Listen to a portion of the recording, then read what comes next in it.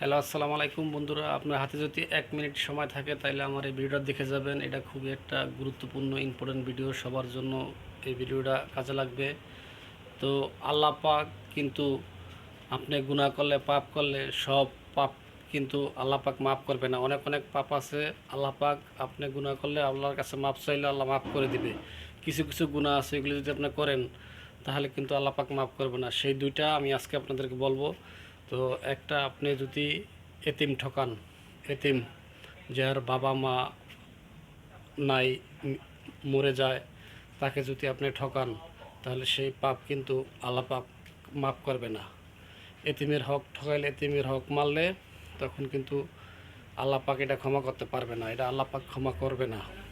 আর যেটা আপনি মারছেন সে যদি ক্ষমা করে তাহলে আপনি ক্ষমা পাবেন, তাহলে কিন্তু, আর নাহলে কিন্তু আপনি ক্ষমা পাইবেন না, আল্লাহ পাক ক্ষমা করবে না এতিমের হক মারলে।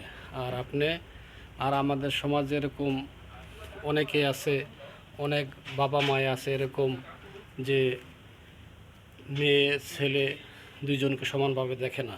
কিন্তু আপনার একটা ছেলে আছে, দুইটা মেয়ে আছে, এরকম আছে, দেখা যাচ্ছে ওই বাবার যে অংশীদার, যে জায়গা সম্পদ আছে সব কিছু কিন্তু ওই মেয়েও অংশীদার, ছেলেও অংশীদার। অনেক অনেক বাবা আছে কি করে, যে মেয়ের অংশীদারটারে মেয়েকে দেয় না, ছেলের নামে সব দলিল করে দেওয়া যায়।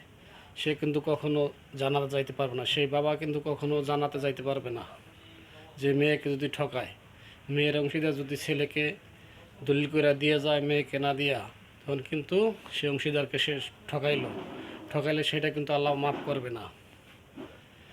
এই দুইটা জিনিস, এই ভিডিওটা সবার ভালো লাগলে অবশ্যই কমেন্টে জানিয়ে যাবেন আমার ভিডিওটা কেমন হয়েছে।